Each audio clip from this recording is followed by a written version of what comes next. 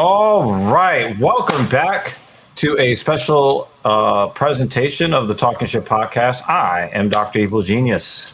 And I am Broken Hip Captain Paul. Do you want a broken captain in you? Shoot. Yeah, So what's good? What's good, Cap? So I'm just gonna say it's gonna be something a little different, a little interesting today. Evil had some exciting thing to talk about today, and why don't you go into it? Didn't mean to cut you off. Yeah, well, it's all good. This is what we do here. Occasionally among our cold truths and hot takes, we cut each other off a little bit, just a little bit, but it's all good though. Today we're going to be talking to a wonderful individual, probably one of the nicest guys on planet Earth. We're going to be talking to him about a very important service that he believes we all should know about. And so we're going to talk to him about his service, and then we are going to sample the service and hope that you guys will participate either on our panel today or in the comments section. So without further ado, we bring on for you, Mr. Justin Millen. How are you doing today, sir? I'm doing great. Thanks so much for having me here. Yeah, it's taken us a while to put this together, but I'm happy that we finally have been able to get you here and to talk about this exciting project that you have. What's it called? It's called Fireside Family is actually the name of my company. The name of the website is startfireside.com. But really, me and the people I work with, we really just refer to it as Fireside. Okay. We're looking to kind of create avenues that aren't just family, but also apply to a lot of different areas as well. All right. So he's already answering our questions before we even get into them. Okay. What made you decide to create www.startfireside.com? It actually started probably 7-8 years ago, maybe a little bit longer. I had started doing some GoToMeeting type stuff for work, doing a lot of remote meetings and things like that. I am the oldest of 6 children, and there's 17 years between me and the youngest. And I realized when we were away on kind of family vacations getting back together that we really had some great quality time sitting around the fire.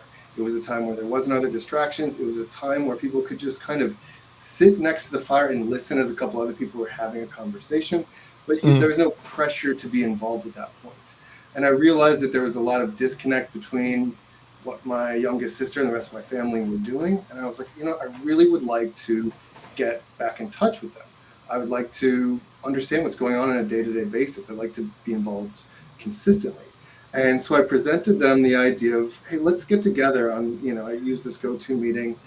We can do a video, group chat, and we'll have a presenter every week so that we've got some structure, and we'll kind of say, hey, one person takes a turn. We'll go through everybody and work our way to through the whole group. And, if we like it, we'll keep going, and we'll limit it to an hour. So kind of the way that, a lot of times you go over for a family get together and the thing lasts all day. You go over there, you're cooking dinner, you're cleaning up. It's kind of a long event. I was trying to say, hey, let's keep this short. We'll do it every week for an hour on like a Sunday. We worked out when everybody could get on, and it was fantastic. I mean, we had a couple, like my sister, my oldest sister, or the number 2 of 6. She really wasn't really interested in it because she stayed in touch with everybody on a regular basis. She was more extroverted and was called around. Me, I was always caught up at work and stuff like that. So this was a way to combine everybody into a single hour. And so we did it for 3 years, basically every single week, almost never missing a week. We'd have weeks where people missed, an individual missed, but we didn't stop the whole thing. And I really found that it brought our family to be something that normally people expect. You get older, you grow up, you get out of the house, and you kind of, you lose touch with your family members. And what I found is this made us stronger on a lot of different levels. It made us there to support the youngest. It made me able to appreciate the 17 years was something that I was more of an uncle to my youngest sister than I was a brother. We never really lived in the same house together. And this was a way that we really learned to connect. And so what I wanted to do was expose the world to this. I'm like, this is an amazing thing. Video conferencing is really something that is used for businesses, but we need to do this with our family members because you get everybody's attention. One person can only talk at one time on a video. As we know here, you talk over each other and nobody can hear what you're saying. And so it forces listening, and especially as the group gets louder, it forces it even more. And so having that content, that structure allowed my youngest sister to be able to kind of come out of her shell and have the platform to do what she wanted to do for that hour, whether it was play a game or talk about a book that she had read recently, any of that kind of stuff. And so I had a real difficulty exposing people to it because they really didn't want to, they didn't really believe that their family was going to take that time. They didn't see the value in it. Then the pandemic hit, and all the time I spent putting into a website to get people exposed to video conferencing, pandemic hit and says, you know what, I'm going to do your job for you. And everybody in the world now is exposed to video conferencing. And so for a while there, and correct, chime in if I'm going too long with this, I was kind of depressed and disappointed because I'm like, I was hoping to make this my business. The whole world, is doing it now. That's great. But I'm like, what is my next step with it? And after seeing how people were using video conferencing, I was like, content and structure. That's what people are missing. You see a bunch of people get on, a couple of people that are used to talking over the top of everybody else, run the show, and it draws on for too long and nobody wants to get back on again. And so what I did was I created a library of content that's meant to be done for just a specific amount of time so that people can get on together. It makes sure it engages everybody in the activity, and then people can go about their separate ways. So like Netflix, where you go on, pick what you want to watch, display it on the screen, enjoy your time with somebody else watching a video. What I created was a library of content for people who are doing Zoom conferencing and focused on whether it's families, whether it's friends, whether it's, I've had some people that do school groups, that do it with their classroom. Some people use it for therapy because it's a great way to do video conference therapy sessions because it provides content on the screen and people can walk through it together in that direction. So right now I'm just in the launching stage and I'm really looking for what the market tells me the kind of content they want to create is. All right. Yeah. Just listening to him talk about his younger sister, it really does give me the impression that this is not just something that he is looking to, build up so that he could sell it to Apple for millions of dollars, right? It really does seem like this is something that is a labor of love, where he saw a need, a psychological and emotional need, and then understood that there is a hole in the market that nobody else is really filling. Yeah. And I think the great thing about this is it shows your, I would say, perseverance throughout this, right? Because you thought like, man, this is a business I really want to start. I kind of felt like it was held back, but then the pandemic did show, right? Like the beauty of the technology we have on our hands today is we can truly stay connected with our loved one and our friends, regardless of distance.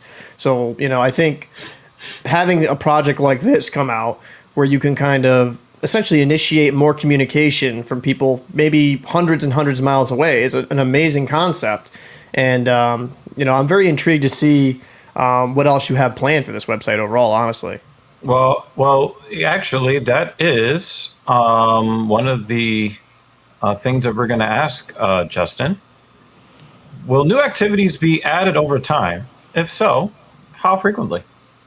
Yeah, that's definitely the plan, is to continue to add more and more content. And the more people that I get on and involved from a user standpoint, they're going to help to push the direction where I'd like to go. So I've had some individuals that were doing it with their classrooms and they asked for more content for younger children.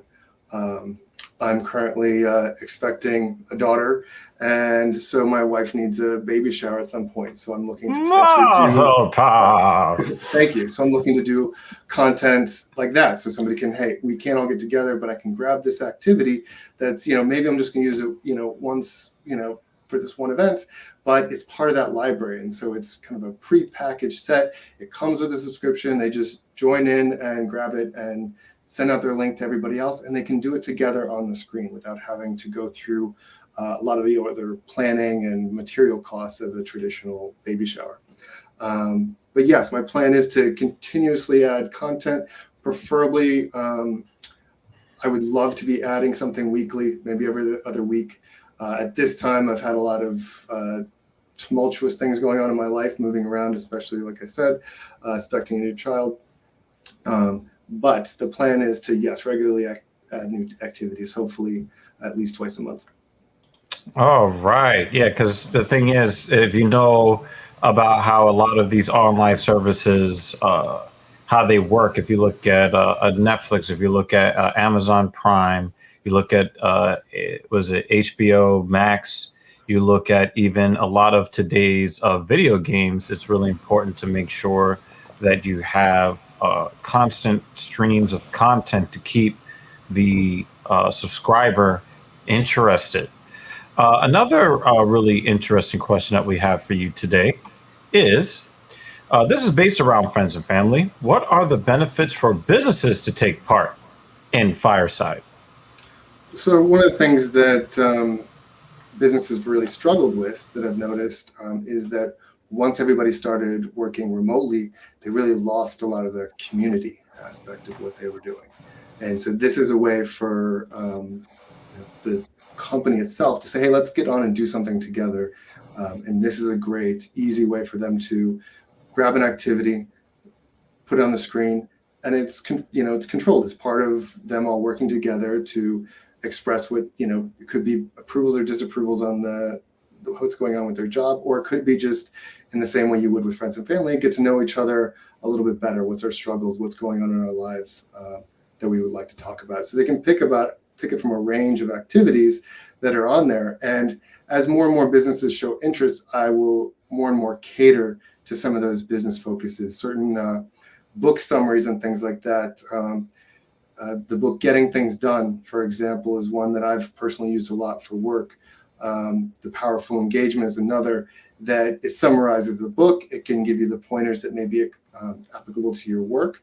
And then people can discuss them as a team and then potentially go and read the book if they'd like to, but they have the core of that. So I've done several types of not only team building activities, but also team development and empowering people to be better leaders and things like that. And so that's something that we can look to add in as content's grown to focus on a business specifically.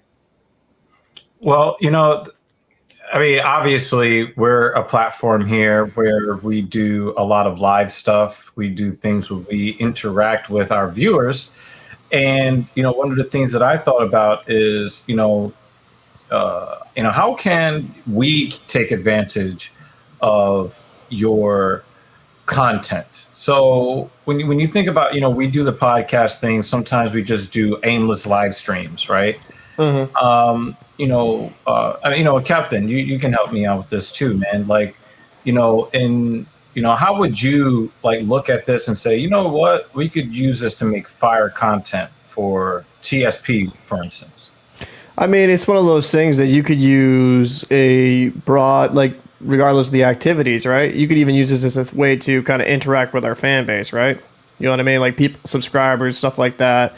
And kind of using these as kind of like jump off points for either conversations or other type of activities. I feel like it's good because when you're creating content or you're creating or you're on a live stream, sometimes it's difficult it's just difficult to pull some type of topic to get something going. And I feel like this could be, I don't know, it seems like it could be something where you could kind of base off a lot of conversations from what I'm understanding. Yeah, and the thing is, we do a lot of controversial things on this channel. We talk about a lot of controversial things. There are subjects that you feel very comfortable broaching that I don't. And I'm like, I'm not touching that. But, but there are other things too. Right, yeah, there are other things too where you're like, you know what, maybe I'll just not talk about this live because of, and I think that, when I looked at the offerings that Fireside has, it gives you the opportunity to create entertaining conversations, even absolutely on a platform such as ours. And and not have to necessarily go to, a hot button topic. Well, that's actually something that I feel that motivated me to get this started as well, is that the idea of a hot button topic or a topic that can't be discussed is something that's kind of frustrated me a lot as we've progressed, because I grew up very Catholic, and it was nothing was off the table at my house to discuss. We were very Catholic, but we were really into discussing everything. We wanted to bring every topic to the table. We wanted to thoroughly go through not only the Bible, but the Catechism, and understand what we believe. And so we've kind of come to a point in our society where, and I'm not saying that the Catholic Church isn't guilty of this at times as well, but we're so overly defensive of our own beliefs that we feel that everybody else has to believe the same thing or else we're invalidated. And it extends to the point where it's in politics too. If people don't agree with us on everything, they're on the other side of the table and we just can't relate because you have now ostracized them. And what I want to be able to do with this platform is get people comfortable with disagreeing with each other, with talking and having difficult conversations and being able to just end them. That's part of why it should be limited. That's why there's the comfort of being able to, hey, just turning off my mic for now, or I'm leaving this session. But the idea of continually pushing the envelope to start off with some enjoyable activities, have some uncomfortable conversations, and then come back and do it again the next week. That's something that I grew up with a large family. You'd get in a huge fight with a sibling, and then you'd come back and sit down at the dinner table and you'd have your dinner and move on. And so it's disappointing to me that we're at a point where, we can't talk about that. And usually those things you can't talk about are the things that you need to be talking about. People need to hear the discussion, even if the discussion is offensive or hurtful. The fact is you're having the discussion. It needs to happen because it needs to continue. It needs to progress. You need to relate your ideas to the other person, and they need to relate theirs back. And you may not agree, but at the same time, to say, you know what, I don't agree with you. I can't listen to you. You're wrong. It's over. That just makes the divide even bigger every single time. Absolutely. I could not agree more. I spend a little bit too much time on Twitter these days. I had to get away from Facebook, so I was That's like, your hey, first mistake. Right? That's yeah, right. Like, what the fuck is wrong with me, right? Yeah. But you see a lot of that in public discourse, where it's, if you don't agree with me, you're the enemy, and you need to get away from me. Here's the block button. Or let me say something offensive to you, instead of understanding that a lot of us didn't come to our views of the world because we're trying to destroy other people. Like, we've learned some things in our lives, and maybe we didn't learn them the right way, or maybe someone else didn't. But by cutting the conversation off and saying you can't talk about this, or if you don't agree 100,000,000% with this other person's paradigm, then you cannot talk, you cannot relate, you cannot create relationships with these people. You're actually creating a country full of individual little countries that are always willing to go to verbal warfare. Sometimes it spills past the verbal. And this is one of the things that excites me about this service, is that I'm hoping that it's one of these things that can move people back towards reasonableness, move them back towards being able to talk to people without the fear of the social deplatforming, where if you don't say something that somebody wants you to say, then you're not allowed to say it or to speak to that person. Yeah, I absolutely agree. And I've had conversations with friends recently where they are entirely on the other side of the spectrum and certain political aspects. But instead of being like, no, you're ridiculous, I ask questions about it. I'm like, oh, well, if that's where you're looking to head, what about this problem? How is that solved when you remove this? And so, not to use too many details, but the idea being, instead of us immediately attacking the ideas that people come up with, they could very well be sound in where they got to that point. But until we can understand how they got there, we can't break it down in a way that makes it relate to how we feel about it. To then go be like, okay, which part of this is the world that we actually live in? Because we might actually fully agree with every single point that they took to get to that point. but they haven't actually thought about the consequences of the area or the line of thought that we would come from once we understand them. Yeah, Right. and that's the beauty, I think, of having that standpoint, is that instead of just attacking the person, the idea, and trying to coming to a logical conclusion, like, okay, this is where they, kind of form their idea. That maybe their idea is based off of some information, maybe it's not completely whole information, if you get where I'm coming from.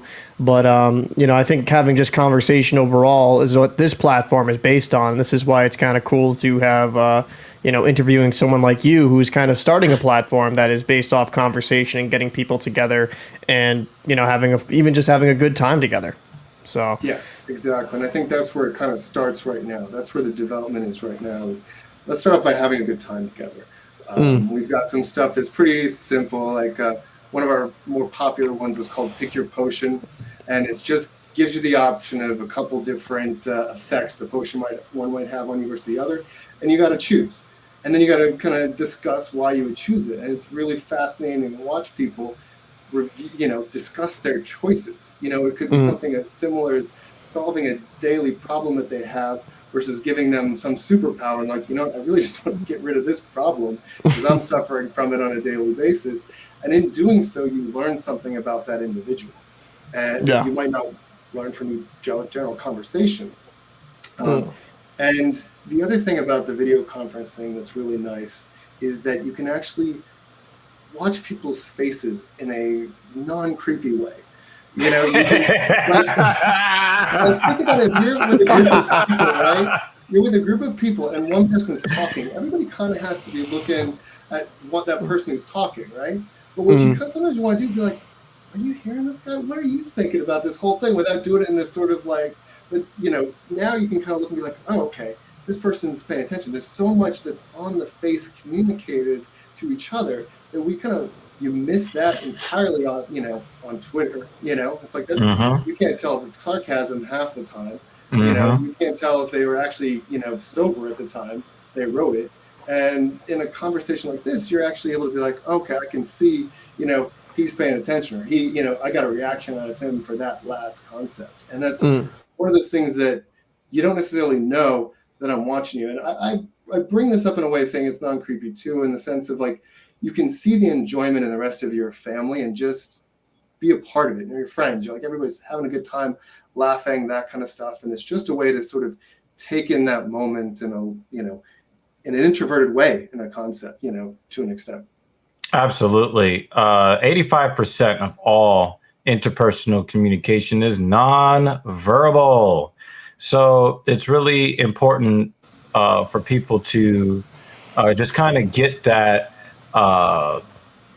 that full body experience of seeing, not just what someone is saying, but let's it like let's not just hear what they're saying, but let's see what they're saying. Right.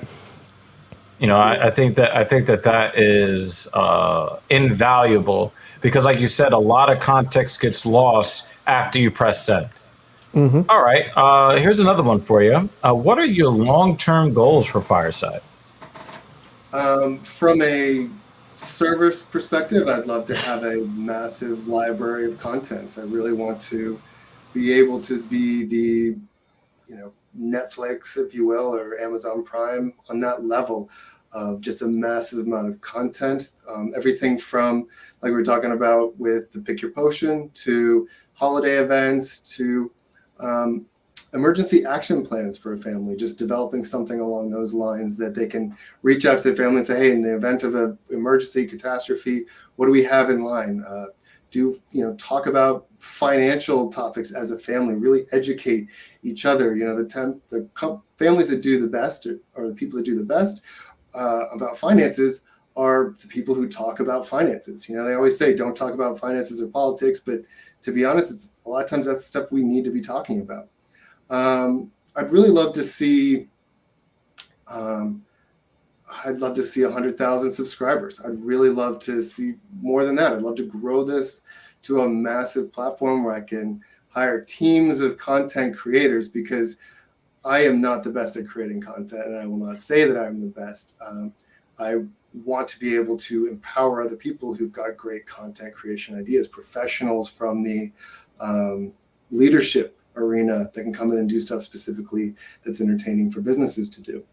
Stuff that's from the special needs, special education community that might be able to do stuff that's catered specifically to stuff that's engaging and educational for them. So really hire those people that fit the different niches and create a massive library that the whole world can get involved in. I mean, right now everything's in English, and so I'd love to be able to move to the next level and have everything in a dozen different languages if I could.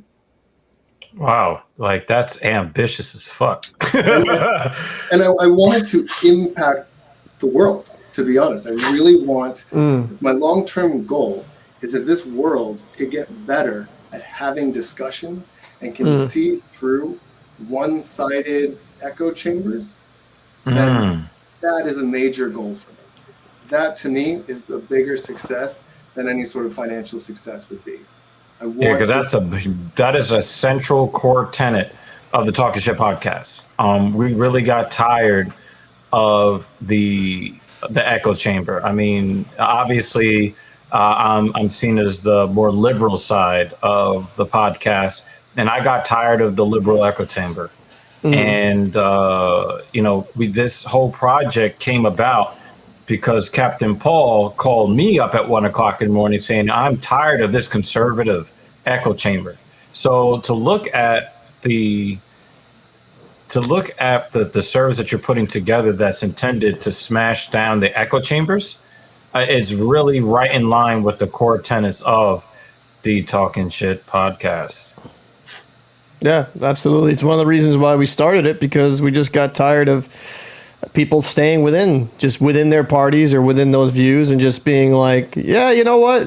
That's what the Republican says, so that's what I'll go along with. Or that's what the Democrat says, so I'll go along with that, instead of, really kind of coming to a rational conclusion yourself and not just echoing what's said on the television. Or sometimes it's just listening to somebody that is not you. I mean, you already know what you think.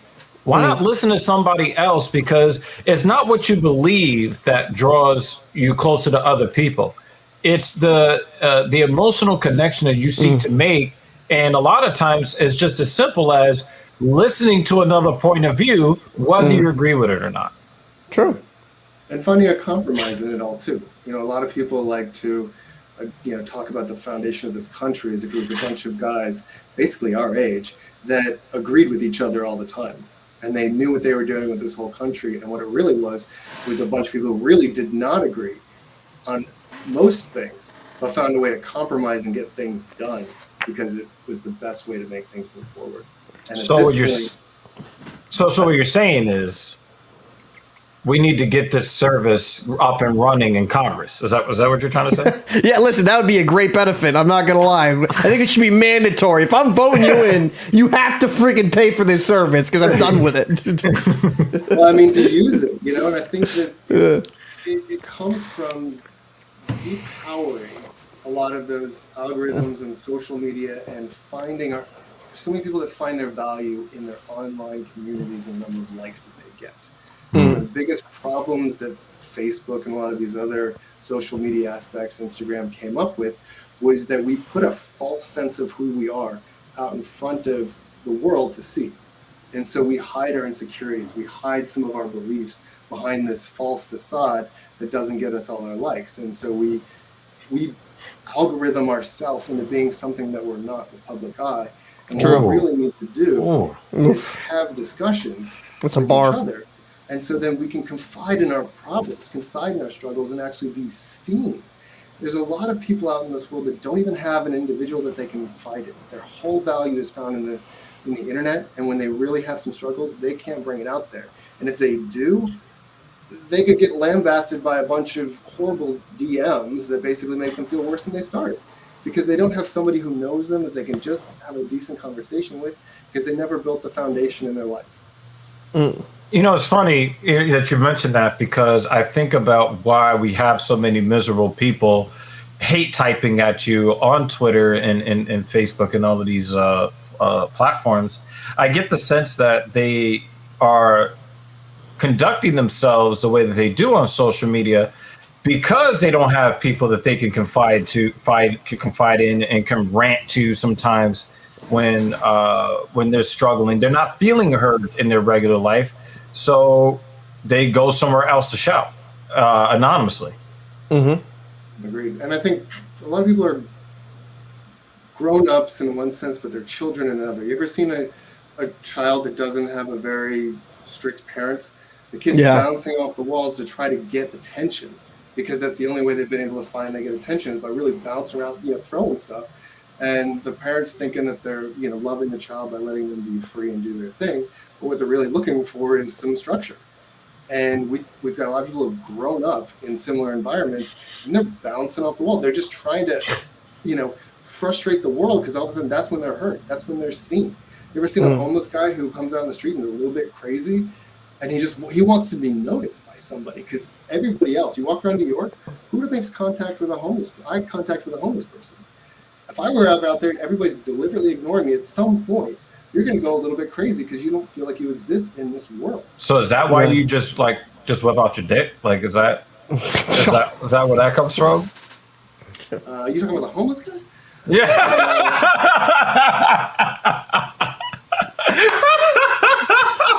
We were so good. Because I mean, that actually happened to somebody that I know yesterday. Oh, and it's just like, some dude just, notice me. Notice me. I think that is an extreme point or example of that point, but sure. It may fit that really well. He's looking for some attention, and that gets him the reaction that he wants. Yeah. And the thing is, it is a crazy thing about dealing with people in modern day society. You're seeing the more extreme side of the principle that all publicity is good publicity, and I mean that, and by that I mean that people don't care how they get attention; they only care that they get the attention, and it's easier to get attention doing something negative, or saying something negative. Absolutely. Yeah, and as the algorithms go that I was talking about before, the internet empowers that now. The more controversy, the more you can create and stir, you get elevated and lifted. And so you've got people doing stupid pranks and stuff like that just because it gets them that much attention, and there's little consequence. So you're not going to be marinating and cooking your chicken in NyQuil. Is that? Oh my God! I don't know that reference, but it's a trend that's going around that apparently someone started, that they're cooking chicken in NyQuil, and they're like, those fumes. Oh, I'm getting really sleepy. I'm like. So hopefully with Fireside, it can also help social awareness and intelligence. We do recommend reading the labels on everything and following the guidelines on all medicines. Yeah, there are a lot of guidelines that, from what I've seen on the website, that really does help not only make sure everybody gets a chance to speak, but also keeping it moving where it does not overwhelm the participants, more centrally among them, the introverts. Yeah, I think that's one of the ideas of giving the structure, is that, it rotates through the different set of people, and we like to have a presenter or a leader of the group when they get on, and we kind of want people to pick that and say, hey, you're the one in charge of kind of moving, setting the pace of this whole thing. You understand this group. And so let's say we've got a question on the screen. We're going to work through each person, give them a chance to answer. Now, we're not going to force people to answer something, that'll cause the opposite reaction. You're not going to get them coming back the next time. You got to work people up to saying, I can say whatever I want. People are going to listen and be like, okay, and move on. Some of the activities are, you will say something and then everybody responds to how they feel about it. Others, it's just say what you want and then move on. There doesn't need to be discussion about everything. And sometimes that's the best way to go, is saying everybody's going to say how they feel. It's not a discussion. It's not an argument. This is just saying, this is how I feel. And then everybody moves on. You've been able to say what you want to say without feeling judged. And that's a really important thing, I think, for communities to have, is a group where they say what they'd like to say without being judged about it. I think it's also good practice for people who do have opinions and are judging, and learning how to either withhold that judgment or express that judgment in a way that's a little bit more constructive than just telling somebody wrong. Yeah, yeah, and say it's wrong because, or I don't agree with you. There's one of the things I was taught growing up, and that is feelings are not wrong. No matter how a person is feeling, that's not wrong. That is their own feeling. You might not agree with the way they reacted to it, but feelings are not inherently wrong in any way. And Right. so if somebody experiences something or feels a certain way about something, that's their own feelings. So you can argue with certain circumstances around it, but telling somebody that what they're feeling is not right should be removed from the conversation entirely, because that'll just alienate other people, and it's disingenuous. It's like saying we've got control over our own feelings and everything that we feel, and I don't believe that that's the case. I think that we need to understand, oh, I'm really angry right now. Now, my reaction to being angry is my choice, and that's something that can be argued with. A waiter spills a glass on me because somebody knocked into him. Me laying into them for all the troubles and frustrations I had the whole week is not appropriate, right? It was an accident. Just the other day, my brother gave me a call. He's been borrowing my car for a while. He's like, hey, and he's been stressed about this for a couple of days. He's like, I dented the front of your Jeep, kind of thing. And I'm just like, all right, that's fine. I was going to get a new front bumper anyway. Like, it's an accident. You okay? You all right? Your neck okay? Like that kind of thing. That to me, it's stuff. He's okay.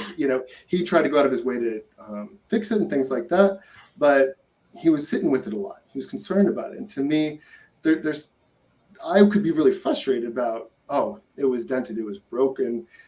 I'm frustrated about that, but taking it out on him and ruining that relationship, I would have lost an opportunity to grow with that individual. And now in the future, he can come to me and say, oh, hey, I need your help with this, or I did this wrong and I really could use your help with this. I would like to raise my own daughter this way. Could you imagine if my daughter has to hide everything under her bed, in her drawers, never tell me about all the struggles that she's going with because she thinks that I'm just going to get upset and lay into her every time she has a mistake?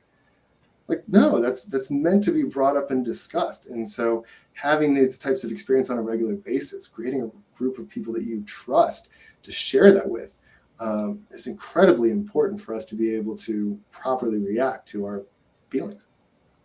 Yeah, I'm with that. I think there's, and in addition to that, I think that it's also important for people to get used to other people supporting the person, but not necessarily agreeing or with their feelings. So we get a lot of reactions in modern day where people cannot handle the fact that not everybody is going to accept or promote whatever the life decisions or lifestyles they choose to uh, undertake, or whatever decision that they choose to make. A lot of people have a lot of trouble with people not agreeing, and I think that getting people used to the message, like, listen, I don't really support what you're doing, but I support you, and having them be able to feel that, I think that it better prepares them for dealing with people outside the family, outside the friend circle, outside in the world. Right. Yeah, absolutely. And I think that we may not all have, brothers and sisters, parents in our lives that we share those experiences with, but we have friends, that we can bring in, or, father figures that we may have had to come into our life that we can say, hey, you know what? I'd like to get you on this with me. I'd love to it's a great way to boost a relationship up again. Say, hey, enjoy this with me. I'm gonna have a couple people on, that kind of thing. And so being able to find and create those relationships, if they don't already exist in our own, is really important for us nowadays, because we need that ability to confide in other people. And if we lose it, people start to get frustrated. I think that's why there's a lot of anger right now in our country, is because everybody's had to bottle everything up. And the frustrations that they share with other people who are angry about the same thing, and they just compound their same frustrations with each other and don't know how to let it dissipate. Yeah, it metastasizes. I can't remember who had this phrase. Sorry, I'm drawing a blank on the name, but there's a phrase that has to do with how should you react to a circumstance, and it's like water, right? So if you throw a pebble into a pond, how does it react, right? Immediately and appropriately to the situation. If you throw a boulder in the pond, it reacts immediately and appropriately. What's happening nowadays is people are throwing pebble after pebble after pebble, maybe a rock, in the same pond, and we're just keeping it. Yeah, and we're expecting no reaction. One other pebble, comes in, like a waitress spilling a drink on the table, and people explode like it was a boulder. Yeah, and then people say, "Oh, this was a senseless act," but they don't understand all the things that led up to that spilling over, so to speak. And so we need to learn to dissipate it as it happens. That doesn't mean we have to immediately vent on every individual who comes to our path, but it should be done appropriately. So maybe it isn't that we need to push the guy back off the train that pushed into us, but we might need to say something or, have some way that we express the frustration or dissipate it in our own lives. Because we know, going on the subway, you don't know that person who's pushing into you, he's probably that pond ready for another pebble to make him go, right? It's probably that pond. So we have to find ways that we can dissipate that. That doesn't mean directly at the offender. It just means an appropriate way that we don't store that negative energy. Right. It's funny. This is actually meant to be an insult against men that I've heard, but it actually does make sense in this context. I've seen a woman on social media say, men, instead of going to therapy, they start a podcast. Well, what does the podcast allow you to do? It allows you to dissipate a lot of that frustration where you're not holding it in. So you're not just trying to be more calm. You've already ranted. You've already got the shit off your chest, right? So you're more mentally healthy because of it. So when you look at the kind of service that you have that encourages people to confide, it encourages people to express, it doesn't allow the pressure to build up until it busts the pipe. It allows it to dissipate it. It kind of puts a valve on it to allow some of that pressure to be relieved. Agreed. I'm not a fan of generalizations like that, of men do this, same women, that kind of thing. Right. But I agree. I think that the first step is having conversation. And even if the conversation is with, an empty audience, just doing that is therapy. Meditation is therapy. Podcasting and having a, external dialogue can be very similar to types of meditation that it's like, hey, I'm working through these thoughts. And so that's not to discredit the value of therapy in certain people's lives. There are definitely a lot of people that need therapy, and mental illness is something else that is vastly underaddressed in this country as well. But I agree with you. I think that podcasting is a great way to start to exercise the soul, to start to be able to even work through our own thoughts externally. We might not agree with the last podcast, or the thing we said, gone through the whole monologue and look it back and like, I actually would argue with myself on that point. But the first step is actually getting that out. It's one of those things that in New York City, you're about to miss your train because some old lady's not walking down the escalator, and you're going through a ton of different frustrating thoughts at that moment. And you look back at yourself and you're like, well, I don't agree with any of that, what I was thinking there, but I felt it. And so that's part of therapy, is being able to say, hey, this happened today. This is how I'm feeling about it. I'm really frustrated. And then you go have a conversation offline. Someone's like, well, this is actually what happened on the back end. And then you understand it better. Yeah. You might have to come into a correction podcast because now this is on the internet forever. Right. But at least you've now exercised that frustration. Yeah, I mean that's what's kept me sane, is being able to frame and reframe, because you think you see everything in the moment, but when you're going through it, a lot of times you get the horse blinders. We're gonna kind of shift into a technical question before we hit you with the last question. Certain streaming services may block screen sharing. Will this be an issue on your website? I'm not familiar of that problem, I don't believe. Let's see, certain streaming services like Netflix. Oh, like a Netflix won't let you. Yeah, like Hulu. Yeah. No, it's browser based, and I have no plan to do it. The whole thing's built. It's a website, browser friendly site that is intended to be screen shared. It's meant to be whatever platform you use. I'm not selling a video conference subscription. I'm just selling the content in whatever form. You can pull it up on your phone. You can pull it up on through Chrome, Safari, any of that kind of stuff, and share your screen with whatever way you'd like to. It's entirely meant to be screen shared, recorded, on a podcast like this, because really the value is not in watching it the first time. It's doing it with a group of people that you are engaged with. It might be fun to watch some Twitch streaming games happening, but you also want to go out and play it a lot of times. So you're going to go buy the game and play it yourself. The idea here is that it's enjoyable for people to be a part of the subscription, be a part of the new content, and be able to go on and be interactive with it and their intimate group. Right. Yeah. So I thought that was a really important question to broach, because you sometimes you have a service or you have a product, but until people are using it, you're not going to really figure out exactly what limitations there might be on a technical level. Our last question: what upcoming things should new subscribers be on the lookout for?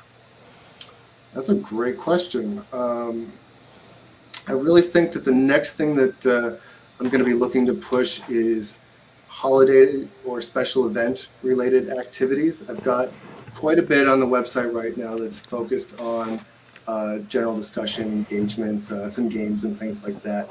And so the next thing that we're really looking to do is some focused, holiday stuff. We've got, Halloween, Thanksgiving, all the winter holidays coming up, and I'm really looking to try to see if I can find a fun way for people to kind of get together, have a theme like that, and spice it up for the holiday period. All right. So I really enjoyed this back and forth, and I guess like my of course I got to be selfish, right? I care about what we do here on TSP. How do you envision your content to be used or beneficial for live streamers and podcasters?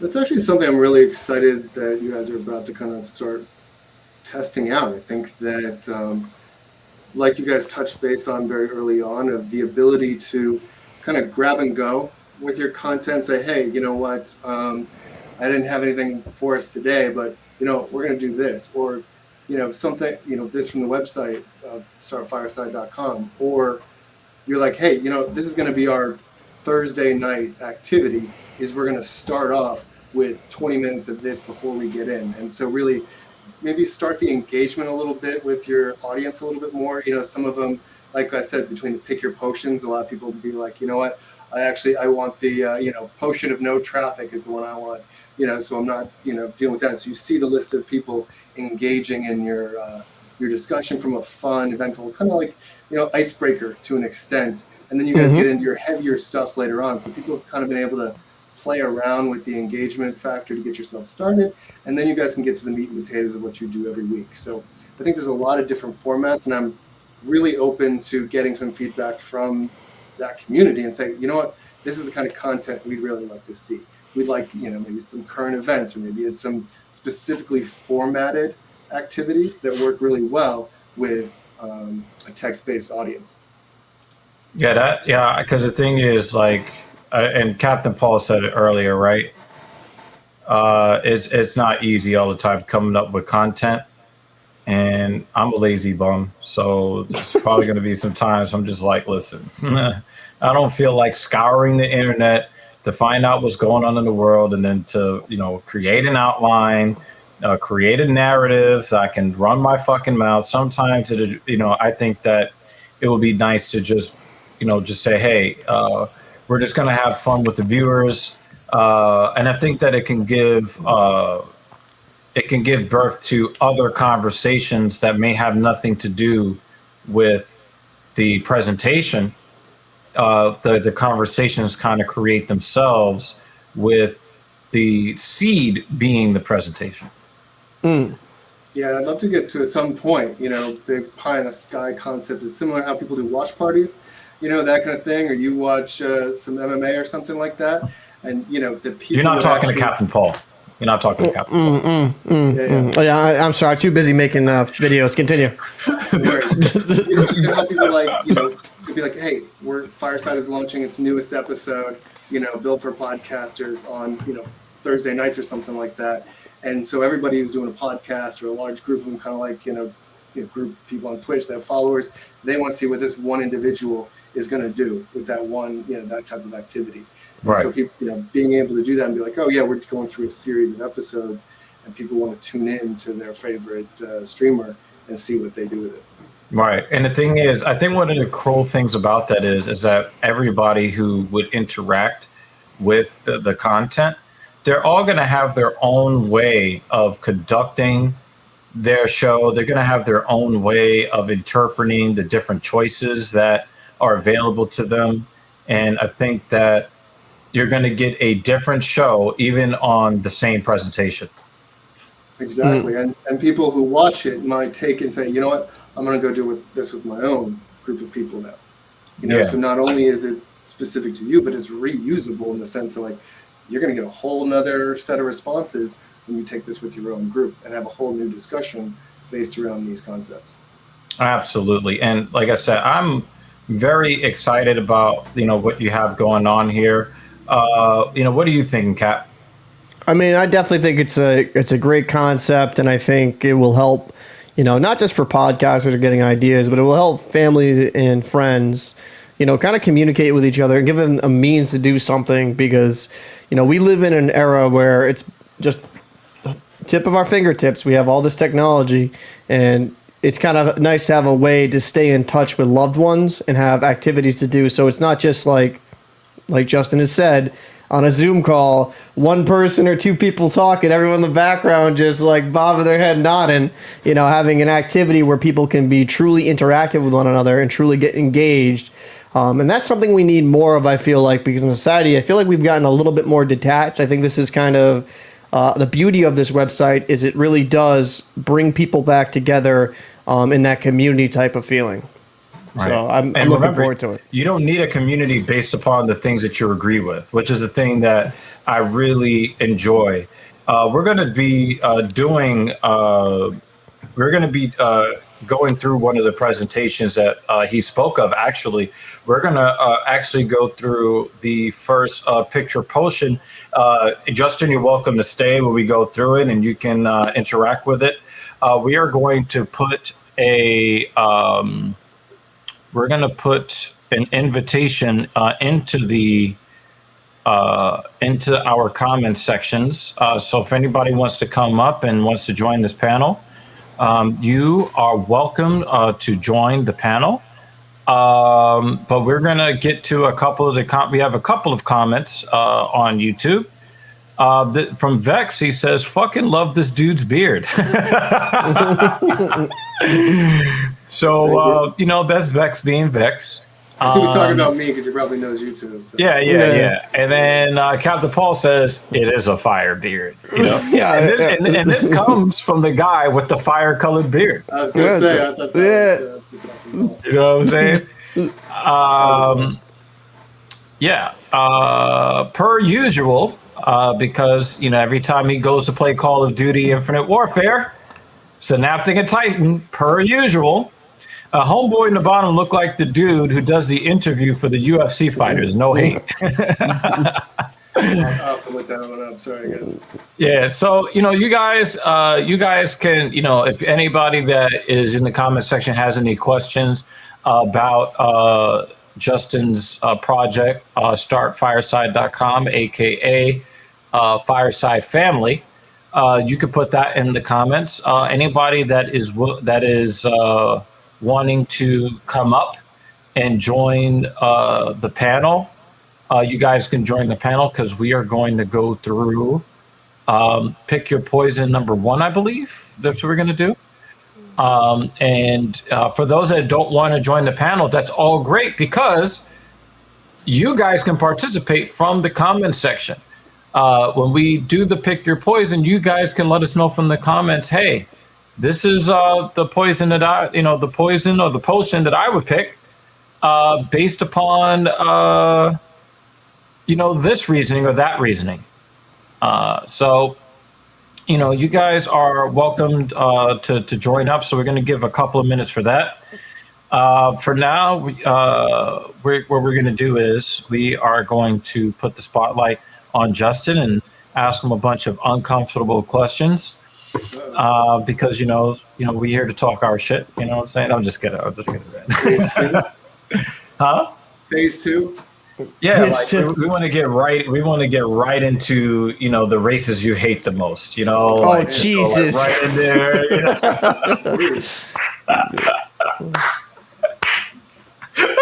I'd say Formula One.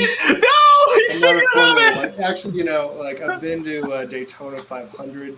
I think that that kind of stuff's pretty fun. But I don't know. Indy's pretty cool.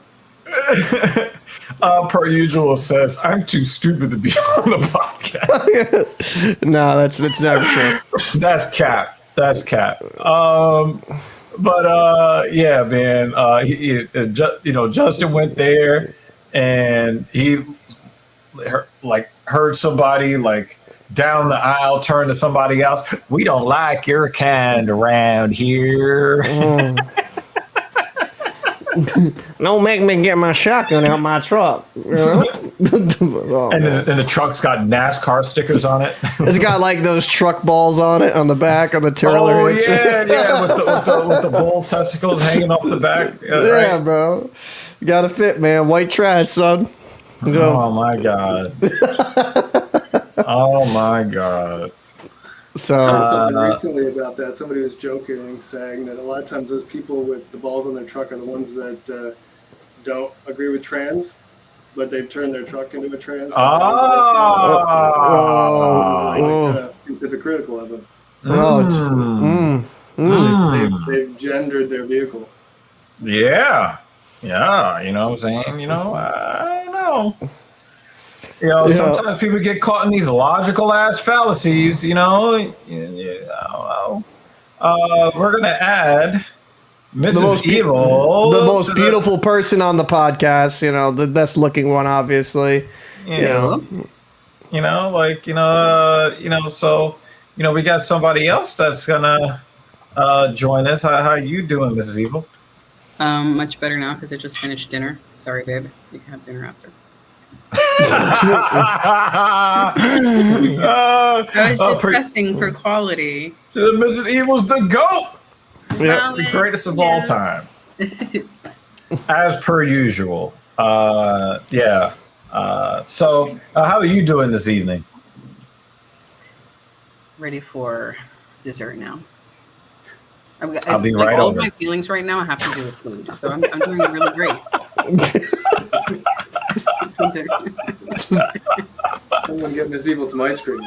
I was gonna say, she's like, I'm waiting for dessert. I'm like, yeah, I'll be right over. And this is now a different show. I told you, we need paid programming. We're not doing shit for free. Yo, check out her OnlyFans. You know what I'm saying? Platinum level.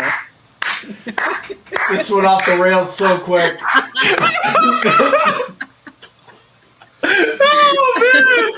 Captain Paul's like, I'm never doing this shit again. Justin is like, yo, I don't know if this brand deal is gonna work out. It's a good start, honestly. This is what we do. I never want to hear from you, Evil, again about anything about me when it comes to professionalism. God damn.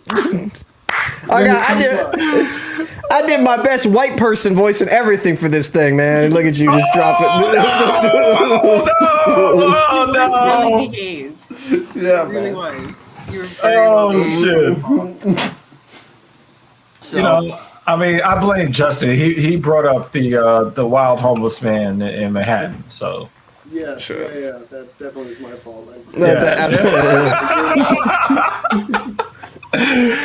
those that are just joining the stream, if you are interested in joining the panel to to kind of participate in one of our fireside discussions. We're going to be doing Pick Your Potion Volume 1. If you guys are interested in joining, the StreamYard link is in the comments section. Sorry to you Facebook people, StreamYard don't like you for whatever reason. That comment did not go out to you guys. But if you guys really want to join up, it would be great if you came over to the YouTube side and you subscribed. YouTube.com/C/talking SHT. So it'd be really great if, you came over, you subscribed, because, we want to grow this community. And it would be really great if you guys check this out over here. And even better, if you guys wanted to participate in this. So, all right. So what we're going to do is we're going to get started. We're going to get into this right now so that everybody can get a chance to see what this looks like here.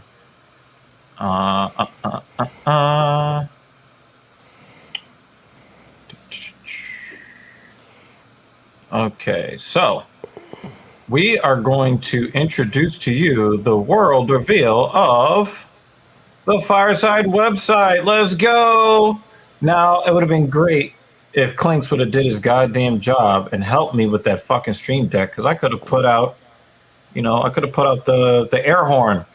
I was gonna say we needed some dramatic intro music. Yeah, that would have been fucking cool. This is your fault, Clinks.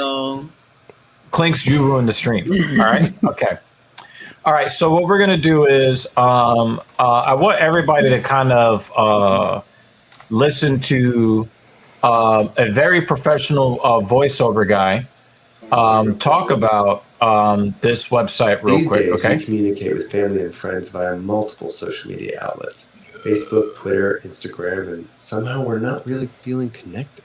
Current social media tools focus on high-quantity, low-value content. We spend hours scrolling through our photos and stories, but are we actually connecting? Social media is surface level. We share what we want people to think of our lives, seeking but not satisfying the hunger for real connection, real understanding, real value. When was the last time someone gave you full, undivided attention? When was the last time you skipped small talk and asked bigger questions? When was the last time you watched Fireside is Fraggle a Rock? video conferencing system creating unique experiences with those who value it most. Each week, one of the members takes the platform to focus on a topic that matters to them, sharing experiences, photos, asking meaningful questions, or catching up. A digital family dinner or game night. When people think of video conferencing, they think business. Fireside adapts this technology to facilitate amazing family and friend connection. This isn't business, it's personal. Yeah, so this is how the site originally. This was the original vision for the site, and this is still, the core tenet of the site is to focus on bringing the family together. And I think, do you have some plans in the works to update the intro video with your newfound ambitions for Fireside? I do. First of all, I can't believe you made me listen to my own voice. That's one of the cruelest things you've ever done.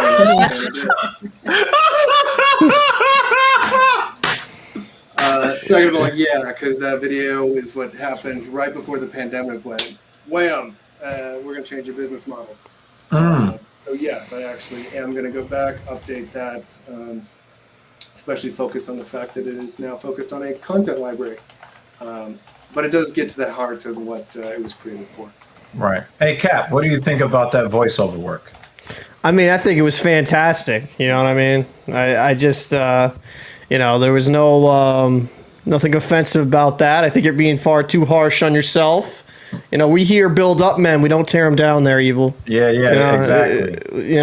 You stop bullying him. I remember the first time I watched that video, and I was like, holy shit, he's a professional. Yeah. He does really good voiceover. Yeah. And the thing is, I wanted to ask, but she answered it because she makes very important life choices based upon the sound of people's voices, and so I really do. When she says this voice is good, I'm on board. Yep. Well, thank you. Thumbs up for me. Yep. All right, let's view some of these activities, and I have to say the ones that really stand out to me just from the way they look. I really like the Never Have I Ever. I wonder, that would have been cool if but I think that might be a little bit too intense for the panel. That's like 2 episodes in for you guys. Yeah. And we'll get Revolvement on the panel to join us. Oh yeah, hell yeah. We need Joins we us, need we'll to do that one. Yeah, we need to do that. So, Revolvement, it's on you, buddy. Yeah, I'm interested in the Dragons questions quest because look at the 8-bit like graphics. I just like this a lot. The tongue, the bad riffs. This one is interesting because it's confusing. But then we also have like the tongue twisters here. That sounds like something you can definitely have fun with. I like the fact that there are 3 volumes of Pick Your Potion. And then you have like these exclusively. You see X marks the spot. X. Those were actually all created by my wife. Hey, yo, and it works because, some baby making happen after it, all right? So, what I'm saying? If you're looking to try to get back into the groove, maybe you don't need the little blue pill. Maybe you need startfireside.com. All right, so we're going to go into Pick Your Potion Volume 1. Okay, this is intended to be 30 to 60 minutes, right? And a series of choices to discuss with your group. So what would you choose? So let's get into a couple of these so that people can get a feel for what this is like, right? Yeah, we definitely want to turn the sound on. Okay. Now I have not really been able to hear sound effects like this on our podcast because we've got a channel manager that refuses to do his goddamn job. I'm looking at you, Clinks. This is your fault. Sounds like you got a replacement. The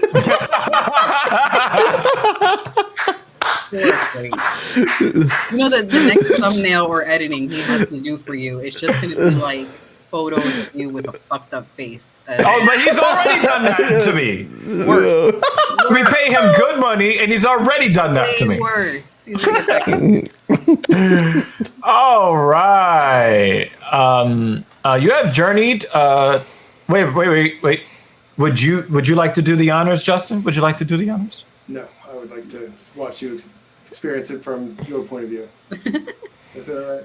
Hey, you do a great job with the voiceovers, right? I've been built up so much. All right, fine. Picking your potion. You have journeyed to a witch in the woods to seek help with your life choices. She gives you a choice between 2 different potions. Take turns answering which potion you would choose. Each person makes their own choice as an individual. Explain your reasoning as part of the fun. Yeah, explain your reasoning. This is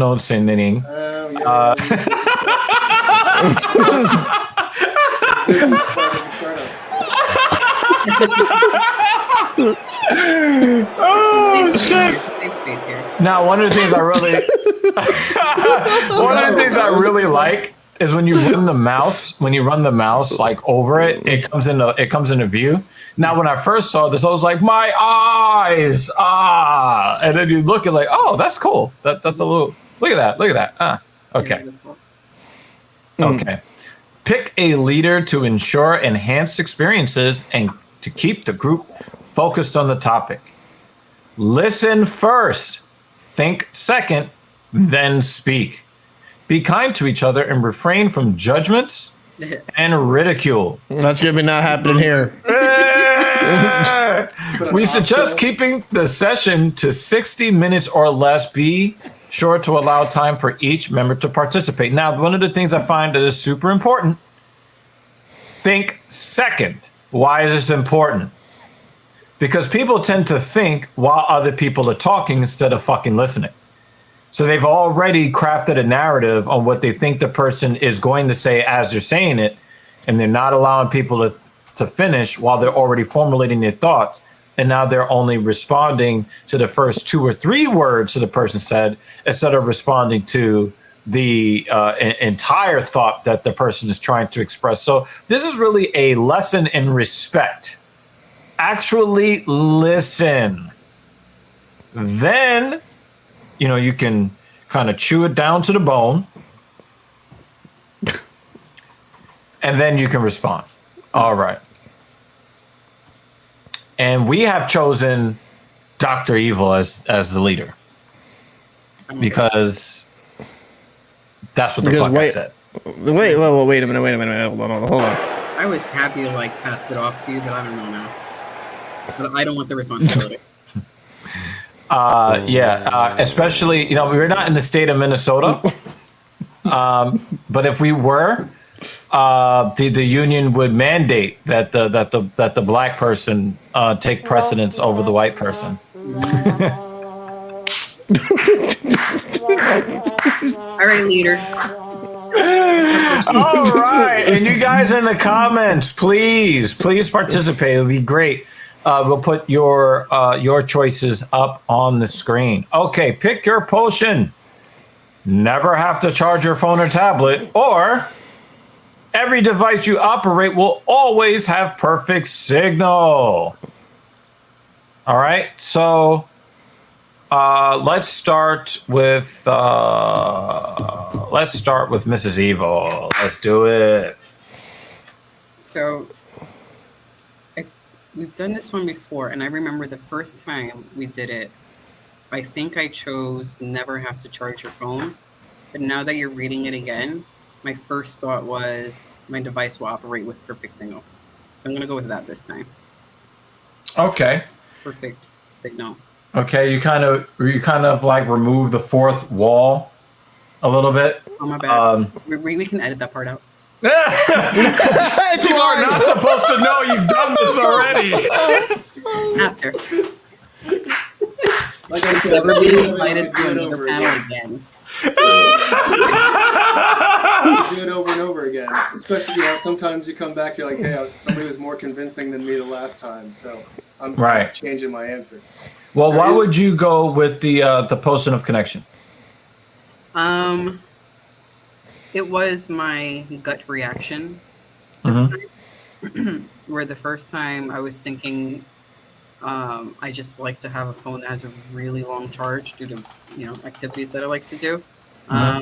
But lately that has not been an issue, and I think with future phones it's really not going to be an issue. So I'm going to stick with perfect signal instead. All right.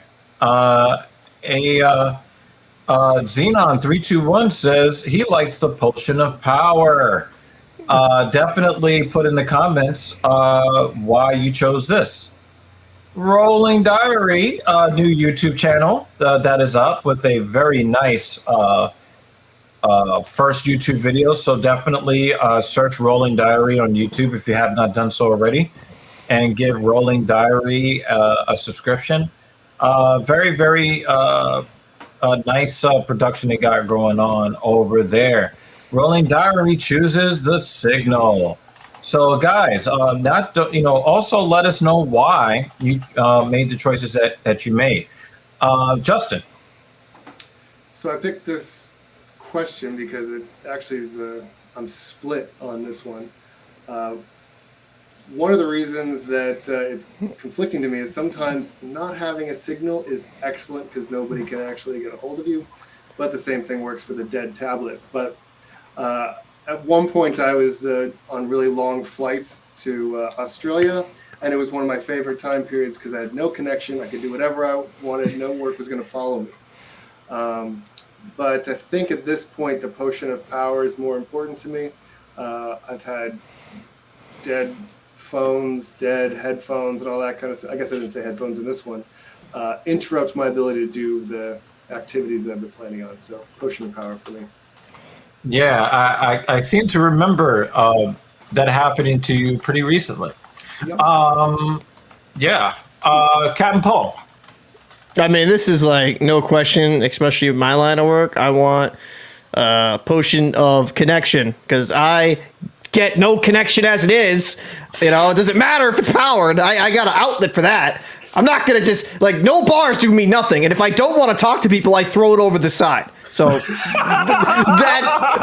the perfect part. It's the perfect beauty, right? If I want to talk to you, I can. If I don't, I pretend I died. So, you know, I think it's perfect. Power connection right there. Personally, I'm going to go with Potion of Connection because, and I'm pretty sure that this is something that per usual would agree with, is that when you don't have a perfect connection, you feel like you're not in control of your situation. At least with the power, you can manage the power. You can buy an extra battery. You can make sure you have a charging cable. We have battery packs and things like that to charge your device sometimes while you use it, right? You feel like you have a more power and control over how much power you use and how much power you have access to. But you really do feel like you're at the mercy of the Verizon or the T-Mobile or whoever your service provider is. You know, you feel like you're more at their mercy. And so if the connection is shitty, especially for us gamers, it really it's so frustrating. And so that's why I would choose the Potion of Connection. Xenon321 says, I like Potion of Power because I don't really use data anyways. Hard for me to use the touch interface of a phone. So, you know, he's got a very specific use case. And so he'd rather just have the unlimited battery. Have you guys heard of that? They're trying to make these nuclear batteries where the battery has a runtime of like 25,000 years. Have you guys seen that? Nah, man. Could That you sounds like imagine Chernobyl. Yeah, that sounds like Chernobyl. I don't want any part of that. Yo, if I have a machine that I never have to worry about charging ever, I'm gonna risk, you know, the poisoning. I'm gonna risk my leg turning green, another leg growing out of my leg. I was thinking about that. Or, you know, whoever's going to use it, whoever's going to beta test it, like, be on the other side of the world so that if it blows up, I'm not next to you. I mean, but if you turned into the Incredible Hulk, I mean, that's a 2-for-1 special right there. Bro, you won't become the Incredible. You'll become the Incredible Tumor. Like, no. Like, no. Like, I'm good. Like, no. Because you ain't getting super strength or super angry. You're getting super dead. So I don't know. I don't know. I see myself as defying the odds. I just hope that the United States military doesn't like shoot all the missiles at me because I'm big and muscular and angry and green. I mean, they would shoot missiles at me for being big and black. No. That's the wrong department. They're big, angry, and black. You know what I'm saying? You know, so now you're turning into a Incredible Hulk. What the fuck happened? Yeah, I don't know. Who the fuck knows? Not a potion I have yet, but I'll put it in the next one. So we got per usual, we're looking for your choice. Pick your potion here. Hey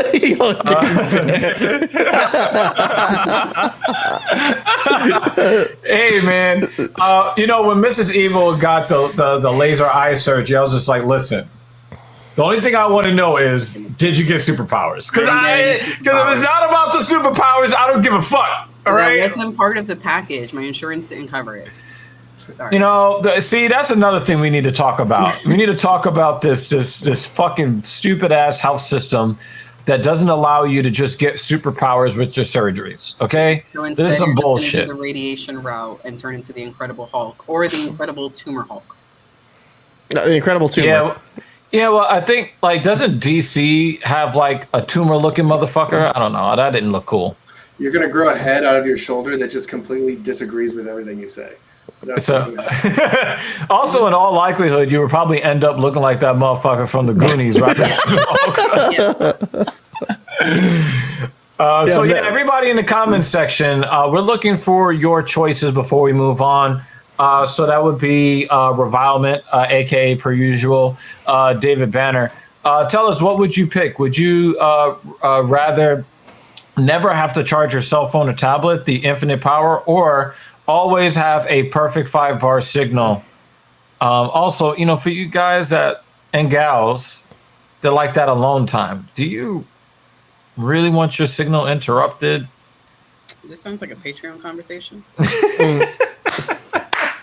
go to the next question.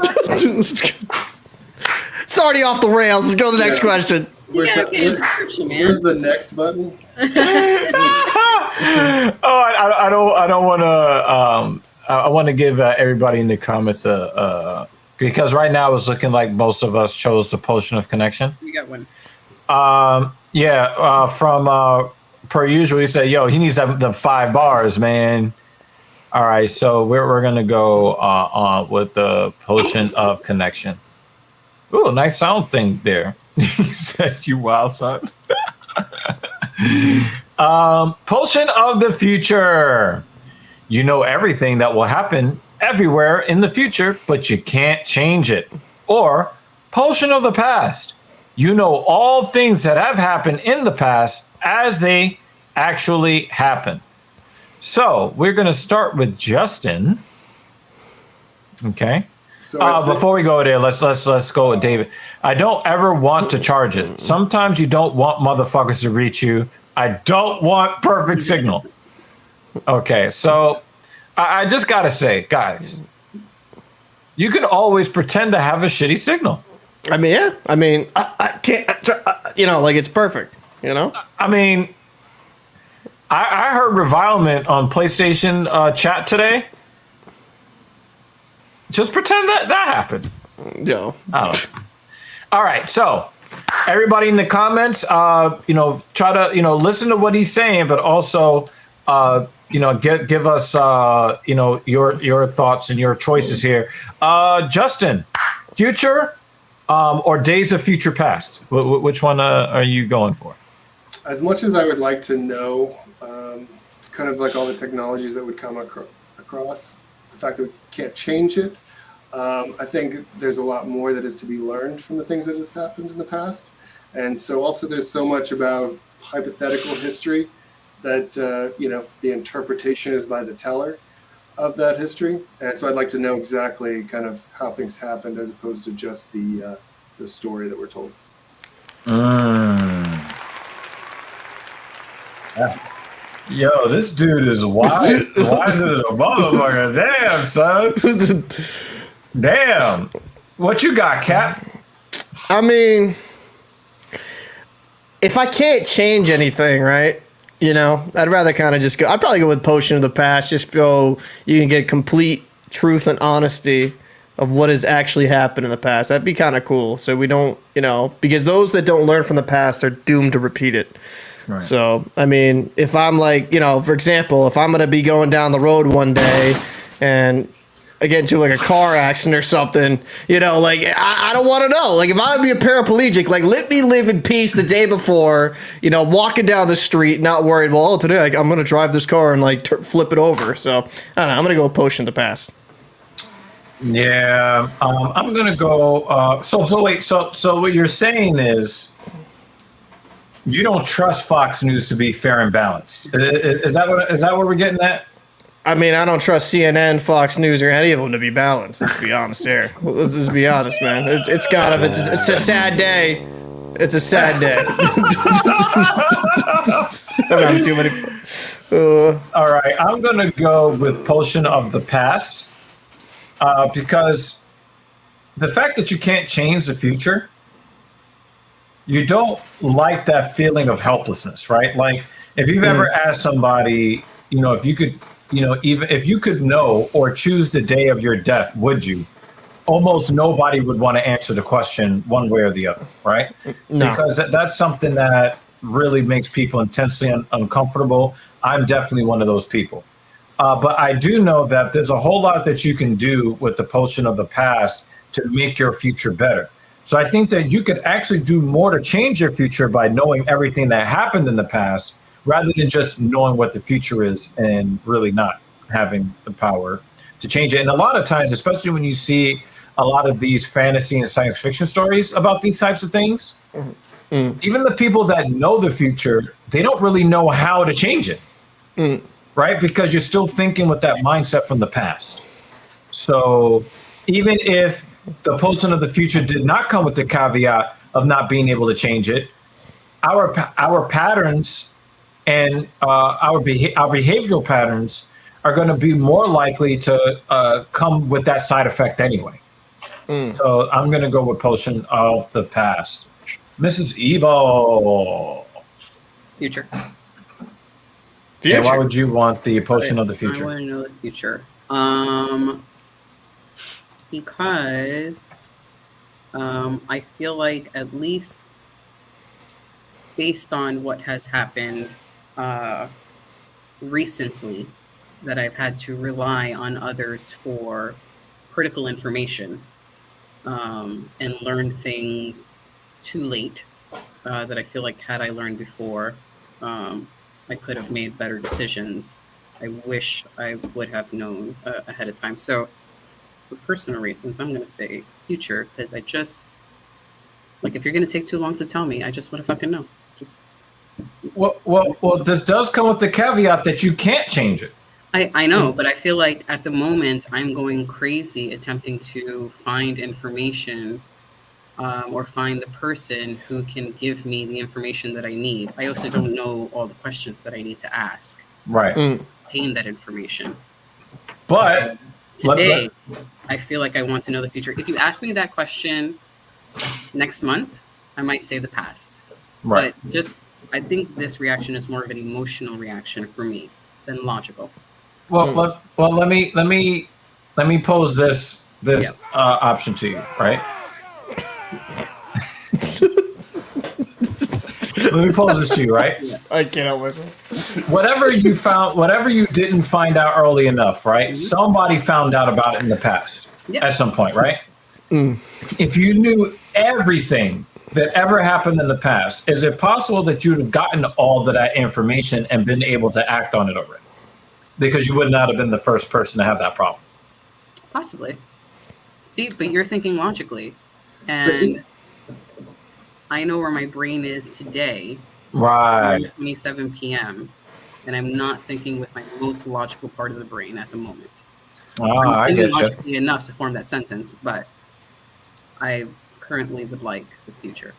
But after Right. 2 weeks, and I'll say the past. All right, so let's go through some of these comments here. Hold on, let me still real quick for you because they got the comments there. One of the concepts that I liked about this question, and it's not necessarily exactly what they're saying, but you remember from the Matrix that the decision has already been made, you're just understanding the choice? Right. Remember that quote? Yes. The concept here of knowing the future is that not only you can't because you wouldn't to an extent, right? You already know the future, but those are decisions you've already made in the future. Now, a lot of people like to think, well, if I knew the lottery numbers and all this kind of stuff, I'd do different things. Yeah. All things been considered, we already made the choice. We're just understanding it. That was sort of my concept for the future of also understanding all the sci-fi, technology that would exist. There was that aspect of it. Xenon321 says the potion of the past would be immensely helpful personally.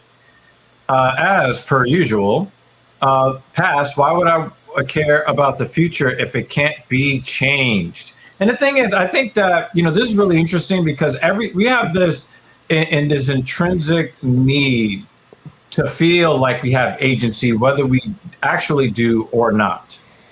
And I think this kind of goes to that. David Banner says, I want the past. I want to know how the pyramids were built. Woo! And Kira Simone says, I'm with David. I want to know about the pyramids. Okay. Rolling Diary says, the future. Don't like surprises. Just love to know. And this is actually pretty interesting because one of the reasons why I've held on to living, even when I have this intense desire to not live anymore, one of the things that always stopped me from taking that drastic course is the thought that I'm not going to find out what happens next, and that will just bug me. I would be annoyed just simply because, like, I don't find out what happens next. You're booing the man. He's confiding in his group, and you're like, Let's get him off the stage! This is the partnership that these guys have. Did you And I was really into talking shit. Yeah. Did you just hit this soundbar? No. Is he literally rolling on the floor laughing? In Cap's defense, he did warn us that he could not promise not to judge. Yeah. I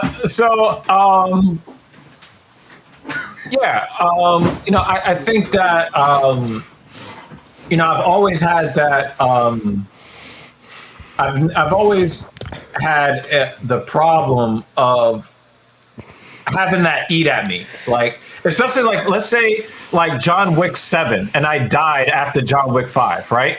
Like, I would be annoyed if I don't find out what happens at the end of John Wick 7. So that makes the potion of the future kind of, at least I know, okay, when it's time to go, I drink the potion of the future. I know exactly every movie that's ever going to come. I know every, like, yeah, like, and then I can leave this earth, not feeling as annoyed. You know what I'm saying? You're done immediately. You've seen them all because now your whole life is spoilered. You hate spoilers. Yeah, now I'm ready to go. Technically, you're done. That is a where's Dr. Jack Kevorkian at when you need him? You know what I'm saying? I'm out. I'm gone. Jamari says, "Hey, Jamari, feel free to pick your potion. Right now we're making a decision. Would you rather know everything that would happen in the future, but with the caveat of not being able to change it, or would you want to know everything that happened in the past exactly as it happened, as what Justin said here, without the we have the whole problem where the victor writes history." David Banner says you can make some juicy bets with that future knowledge, though, unless you don't get to do anything about it. Exactly. That's the main caveat. Jimmy Dean says, I choose Potion of the Past. Just think of all the loose change you can still find. He's going to get some buried treasure. He's going for some pirates' booty. He's got some pirates' booty is what he's going for.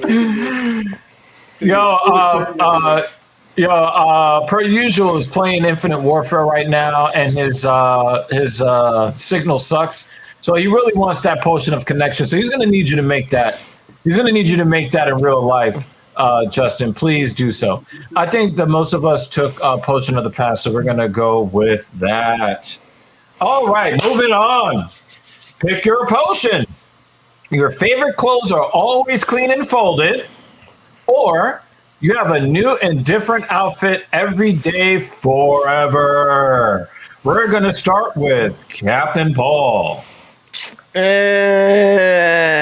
go with a potion to clean, It's be nice and clean, folded, taken care of. Yeah, I'm a man of simple taste, so I think that'll be fine for me.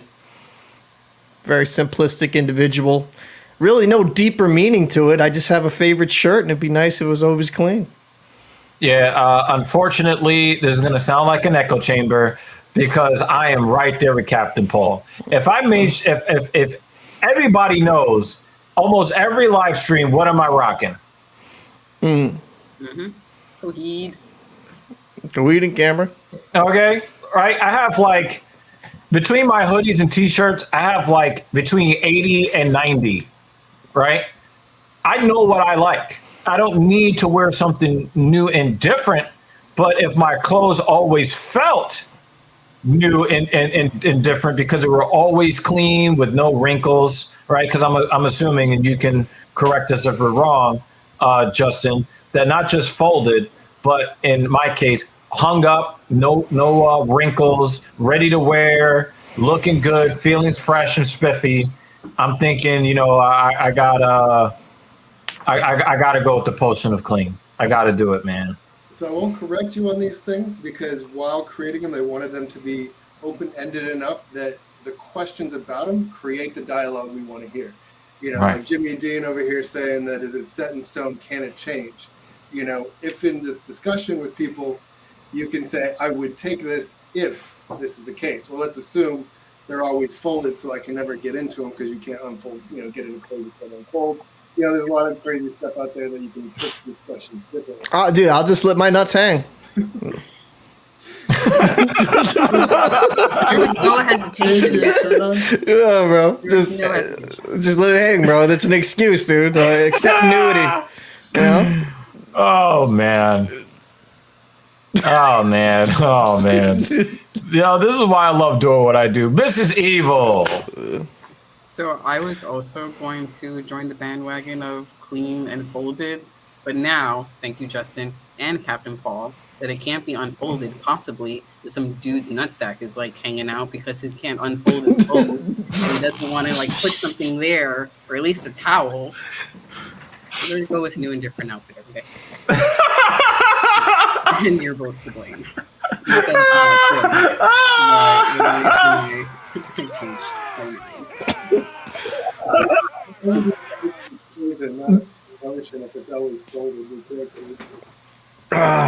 What say you, Justin? I was always torn on this one because a new outfit every day didn't mean I necessarily liked the new outfit every day. So I was always about the clean and folded because that's just, it's there. I can get to it. No time. I know what I'm wearing. I like it. I'm not wasting time doing laundry. So I'm saving time and money. Always clean. Do not share that last comment. We'll get. But they're not wrong. Yeah. All right. So, as per usual, clothes always folded. Yeah, I think especially for some of us lazy people out there, we just rather just not have to worry about it. Also, Xenon says it's very convenient. I mean, have you guys noticed this about us men? Like, we're good at what we got. Like, we good.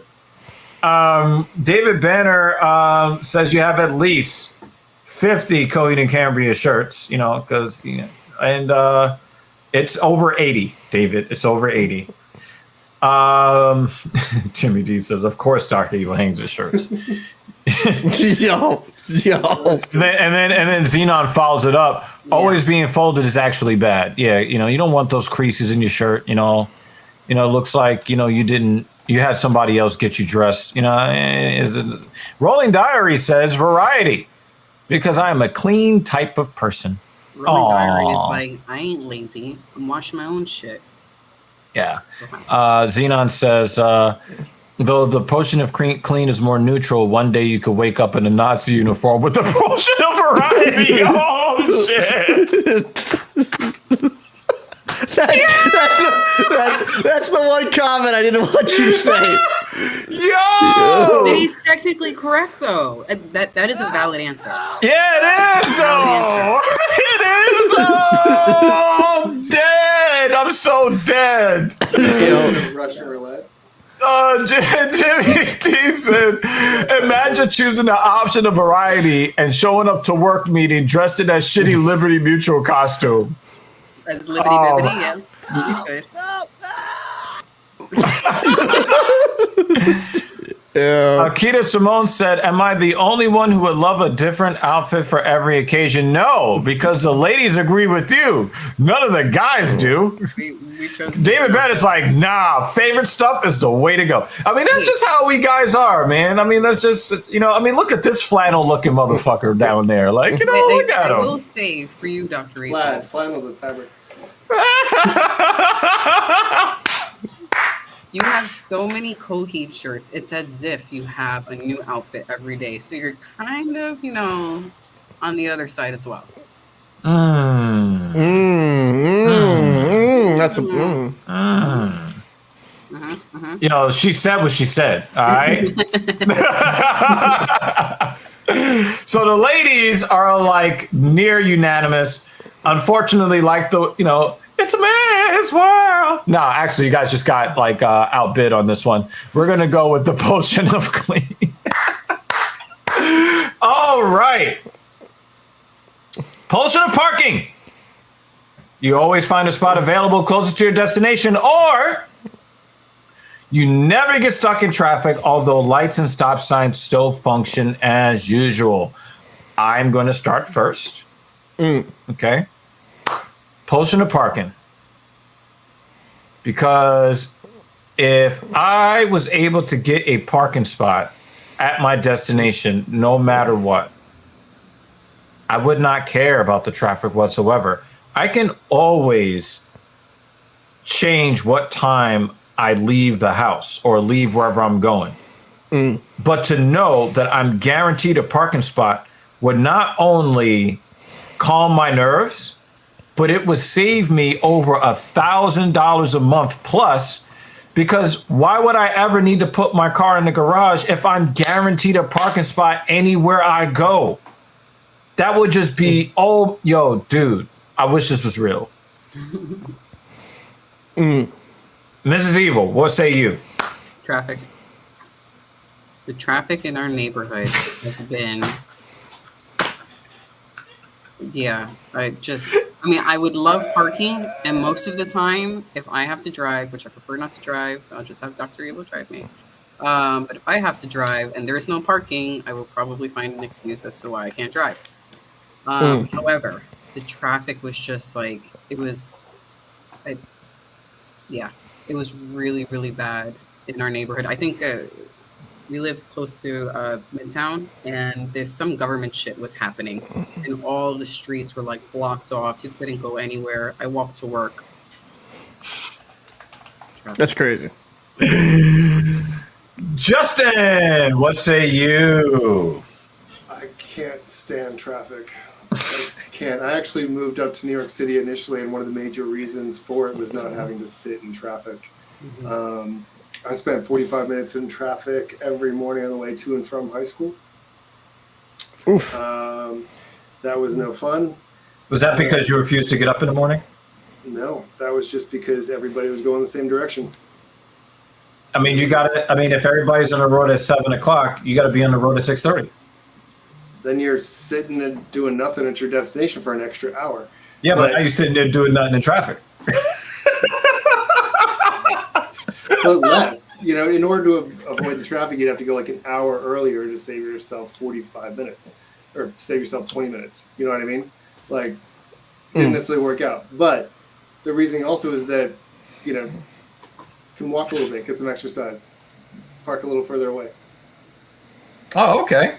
Yeah, that's definitely a dad answer. Congratulations to the new dad, Justin.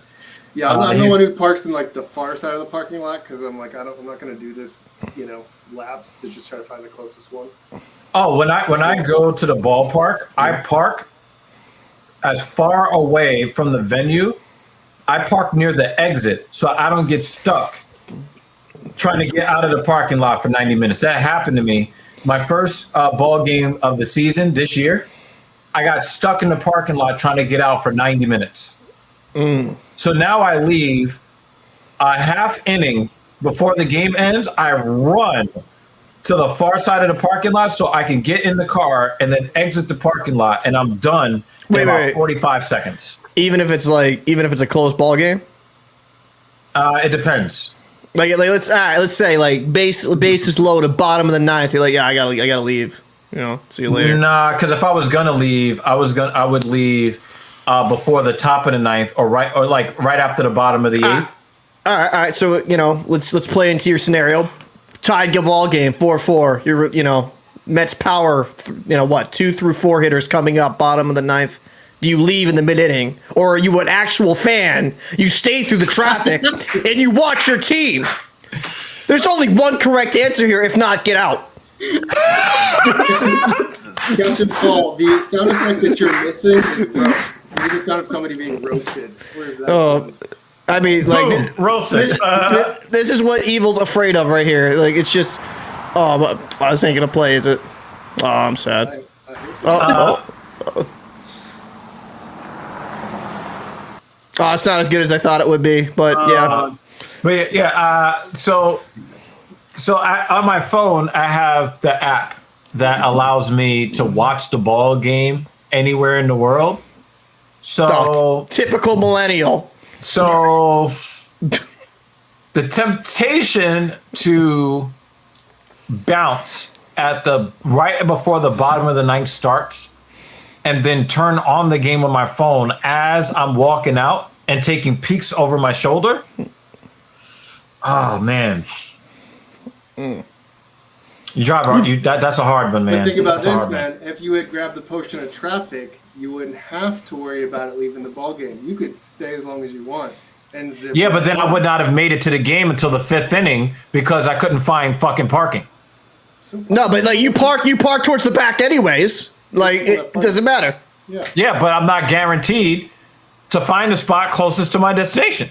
Then wreck your car and get to the game. I don't like. There's no in between. It doesn't say you'll never find a parking spot. That was the bullshit. It's like you get there, but you can't find a spot to park. Listen, like you're not under attack. This isn't like friggin' like. He's not under attack? Are you sure? Captain Paul, what are you choosing?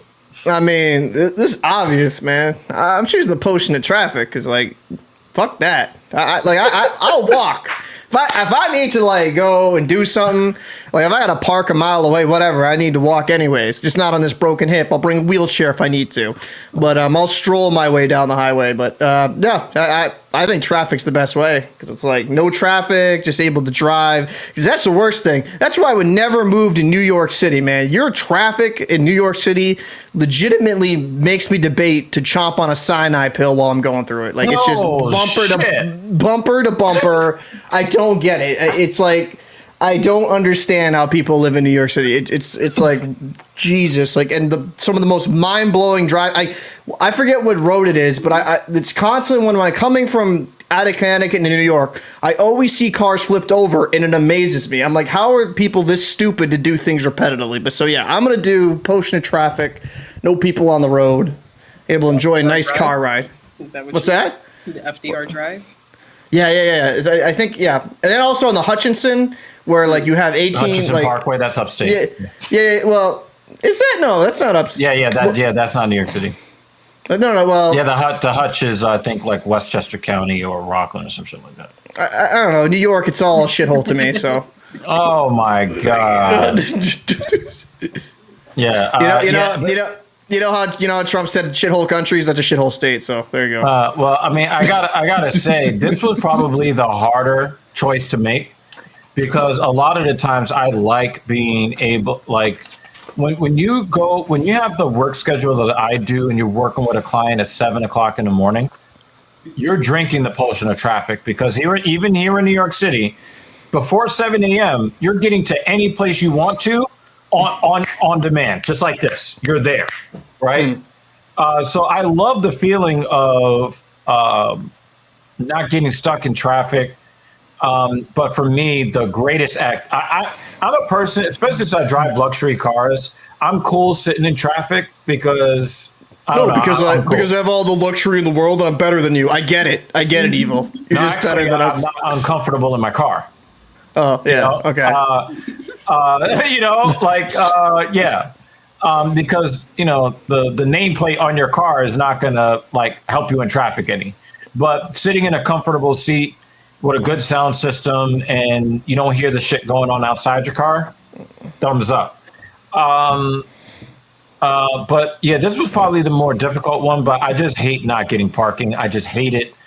And I just hate it. And I'm paying enough for parking to get another luxury vehicle. So, so that's why I think for me this was the most difficult one. Let's go through some of these.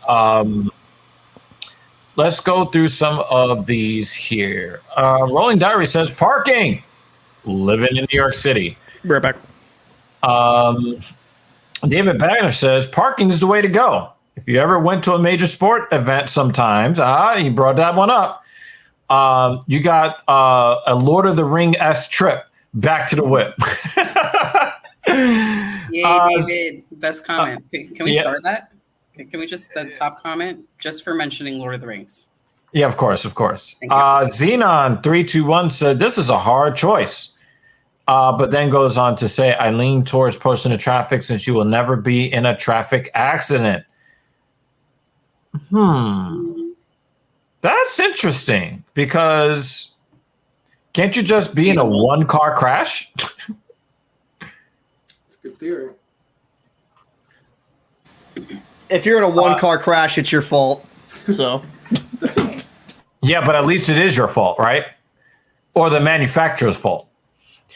Jimmy Dean says, imagine the DoorDash ratings with the posting of traffic. Yeah, I mean, yeah, the person is not trying to park. But then again, high ratings doesn't necessarily mean that they're going to tip you. So that's some old bullshit. These are the most Jimmy Dean responses. First about the change, finding spare change everywhere, and now about DoorDash ratings. Yep. So, I'm really very, and again, I mean, look at, just how fun this was. You almost like, you're talking to your friends, but you just kind of get wrapped up in the conversation in a way, and nobody's under pressure unless you're talking to Captain Paul. Captain Paul and the roasting. Yeah, you're going to get that from Captain Paul, right? But the thing is, one of the things I really like about this is that you don't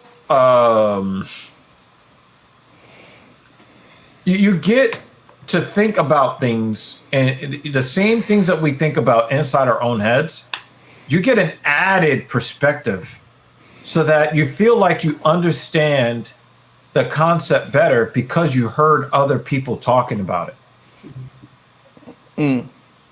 Yeah, I mean, I think this is kind of a great fire starter of conversation. You know what I mean? I see what you did there. Nice work. Look at that. Bruce Bobtrotter showed up too late. Gets his hands soon, bro. I love his way of saying hello. Hey guys. Yeah. Missed you too, Bruce. Yeah, Bruce, man, you missed a pretty fun stream that and it's kind of unfortunate, but definitely if you can kind of go back and look at it. But for those that have shown up in the middle of the stream, we are introducing Justin Millen, who has created a really great service that we just sampled here called Fireside Family. And I guess I'll let you, kind of let the newcomers kind of know what it is. Yeah, so you kind of got a good taste of it here. It's really just about creating some guided content for doing what, a Zoom conversation, video conference, whether it's with friends, family, coworkers. We really strive to provide a large library of content. So what we had done here was a simple example of something that's really easy to get up and get started. We've got other activities that are a little bit more focused on deep and meaningful conversations. Some that are talking more about engaging with your own feelings or frustrations, things along those lines. Other stuff that's really built to kind of start a foundation with your own private group that builds and builds into something that's a little bit more easy to confide in, when it comes to your group. Obviously you saw Marty has, Dr. Evil, shit. I mean, we've got Bruce Bobtrotter here, right? He's got some frustrations. Does he? You're gonna catch these hands soon, bro. So maybe it might be one of those things that he can use to deal with his frustrations. Well, you want to try to communicate with other people, so absolutely get somebody on with you that can kind of take those punches, if you will, and unload. Yeah, and if not, there's this thing called BetterHelp. So there you go. Bruce wants to make sure he does not give anybody the Rona, so he very politely gave us an elbow cough. Cool, Nice. cool. I really enjoy the visuals. I enjoy the opportunity to hear different perspectives that I would not normally get. Um, Bruce says, we can get free psychotherapy in Canada, bro. Oh no! Oh no! Oh no! Captain Paul, what did you enjoy about this experience? I mean, it was just fun. I liked the group activity, and we could just go back and forth. Me roasting you was really fun. It was a favorite pastime of mine, and I like the community aspect of it though, because this is something I could see doing with some relatives that actually like me, so that live in far distances away. So this would be a fun experience. That is a good start. Call back to it. Other episode. So, yeah, all jokes aside, I liked it a lot, and I think there's a lot of potential in this that, friends and family move throughout the country, but you can still do these activities and just have a blast with it. Yep. Mrs. Evil, what is there anything that you like, dislike about your experience with this? I really like that we did it with our community this time. When we did it as just the family, I thought it was really good and really informative. I think, but we were very logical and more on the serious, really seriously thinking about it side, which is good. But I think with our particular group, our community here, we just have so many different personalities that I love seeing the interaction that we got. This was something really good for the channel. Thank you, Justin. Yeah. Thank you. And the thing is, we talked about this in the past about, what could we do? What could we do to drive engagement, right? And the thing is, everybody that has come through, we had a couple of new faces here. We had Keita Simone here. We had Rolling Diary here. And then we had a lot of familiar faces, the David Banners. We had Revilement in here. Xenon, likes to pop in every now and again. Jimmy Dean. The resident sausage, Jimmy Dean. And, we really, the thing is, we do a lot of cutting up, especially when we do Filthy Casual MMA Watch Party. And so we have this dynamic that we have with each other. But this was nice in that our focus was diverted in a way that got us more focused on the interaction and less on fucking off. So when you're talking about, one of the things that Justin mentioned earlier was the concept of having the structure and how the structure changes the way that you interact with people that you normally have interactions with in other ways. You get a different side of the person when you've got a paved road to travel on. Absolutely. And just so the viewers at home know exactly where to go, Justin, why don't you share the website again and any other pertinent information? It's www.startfireside.com. So it's startfireside.com. I don't think I can put anything up on the screen, but feel free. It's kind of free to join at this point, and there is a paid version that gives you access to more activities. And so, for anybody that's on this chat, if you reach out to me, I'll set you up with a free monthly subscription. So just let me know and sign up for the free portion. Hit I don't know. Do they have a way that they can actually contact us, or we'll get you set up. I'll upgrade you to a free account or a paid account. Yeah, that would be freaking sweet. That's www.startfireside.com.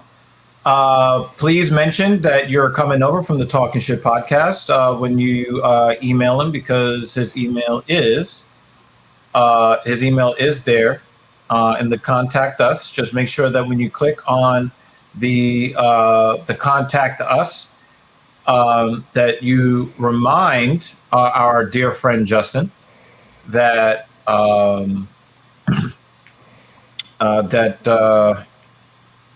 that you found were it over here. Found Yeah, it you over found here it on over here, TSP. If you had it over here on TSP, we appreciate it if you could definitely let him know. And it's going to be an exciting service that has a lot to add to it.